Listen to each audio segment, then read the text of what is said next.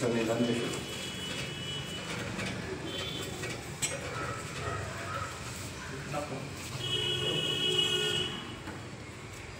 जो दुख का अत्यंत विच्छेद होता है वही मुक्ति कहलाती है, क्योंकि जब मिथ्या ज्ञान, अविद्या, लोभ, दोष, विषय, दुष्ट व्यसनों में प्रवृत्ति, जन्म और दुख का उत्तर के छूटने से पूर्व के निवृत्त होने इसे मोक्ष होता है, जो कि सदा बना रहता है।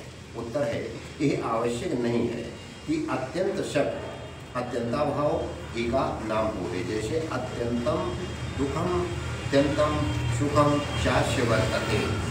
बहुत दुख और बहुत सुख इस मनुष्य को है, इससे यही विदित होता है कि इसको बहुत सुख व दुख है।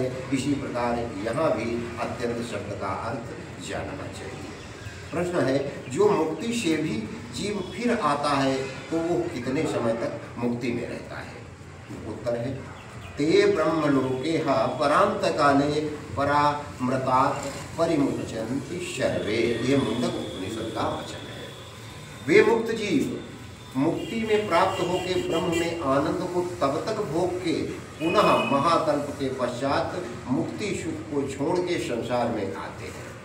इसकी चतुर्युगियों का एक अहोरात्र, ऐसे 30 अहोरात्रों का एक महीना, ऐसे 12 महीनों का एक वर्ष, ऐसे 100 वर्षों का परांत काल होता है। इसको गणित की रीत से यथावत समझ लीजिए।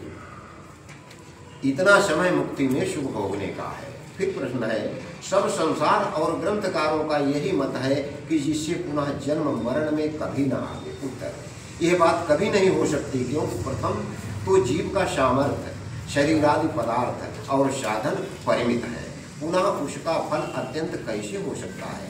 अनंत आनंद का भोगने का असीम सामर्थ्य कर्म और साधन जीवों में नहीं, इसलिए अनंत सुख नहीं भोग सकते। जिनके साधन अनित्य हैं उनका फल नित्य कभी नहीं हो सकता। और जो मुक्ति में से कोई भी लौट कर जीव इस संसार में न आवे तो संसार का उच्छेद अर्थात जीव निःशेष हो जाने चाहिए। प्रश्न है, फिर जितने जीव मुक्त होते हैं उतने ईश्वर नए उत्पन्न करके संसार में रख देता है, इसलिए निःशेष नहीं होते। फिर उत्तर दिया है, जो ऐसा होवे तो जीव अनित्य हो जाए, क्योंकि जिसकी उत्पत्ति होती है उसका नाश अवश्य होता है। फिर तुम्हारे मतानुसार मुक्ति पाकर भी विनष्ट हो जाए, मुक्ति अनित्य हो गई और मुक्ति के स्थान में बहुत सा भीड़ भड़का हो जाएगा, क्योंकि वहाँ आगम अधिक और व्यय कुछ भी नहीं होने से बढ़ती का पारावार न रहेगा। और दुख के अनुभव के बिना सुख कुछ भी नहीं हो सकता। जैसे कटु न हो तो मधुर क्या, जो मधुर न हो तो कटु क्या कहावे, क्योंकि एक स्वाद के एक रस के विरुद्ध होने से दोनों की परीक्षा होती है। जैसे कोई प्रकार मनुष्य मीठा मधुर ही खाता पीता जाए, उसको वैसा सुख नहीं होता जैसा सब प्रकार के रसों के भोगने वाले को होता है।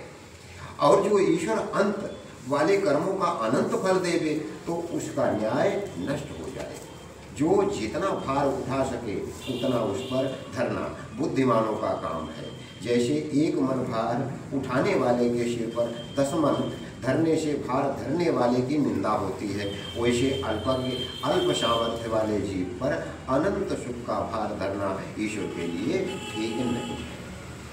199